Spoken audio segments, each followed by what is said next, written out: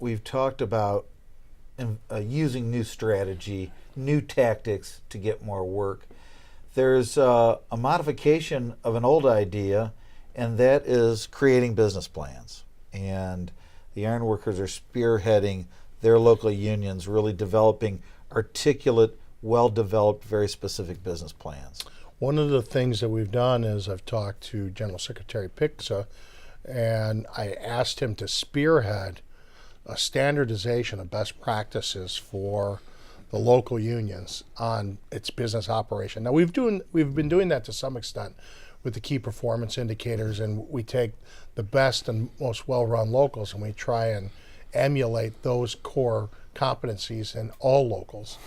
But some of that is without a blueprint or without a plan. They didn't have any direction on where to go. So we engaged FMI.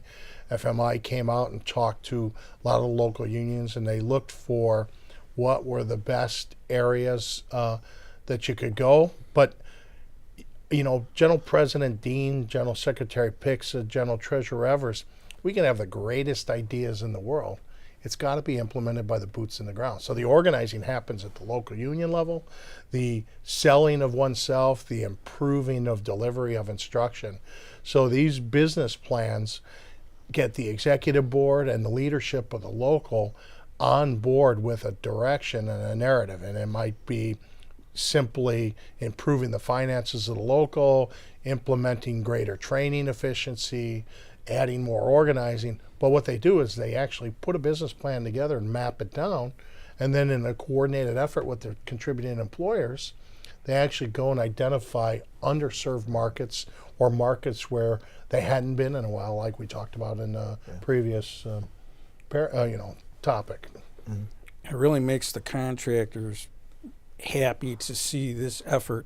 You know, we have to put together business plans for a bank, for a surety, for insurance company, and it's also just the way to run your company. You have to have something you can measure against to see if you're improving or getting better, or if you're just staying still. This effort by labor is well applauded throughout all the contractor world, because it's definitely an optic showing, hey, we are really trying to improve ourselves from within. We still have democratic locals, and the members pick their leaders. But when one leader leaves, you could pick up a playbook, and you're not, if you were overthrowing regime change through the democratic election process, a lot of times the past person isn't always so helpful in where we're at. If you have a complete regime change or partial, it gives an ongoing document, and they're never memorialized, they're chiseled in stone. They're fluid, and they need to change from time to time. But it allows people to, they're in the business of running a labor organization that provides training, benefits, wages, and it's more time they act in addition to a fraternal organization, like a business organization that's in the business of organizing and training and providing skilled labor to the construction industry. Indeed.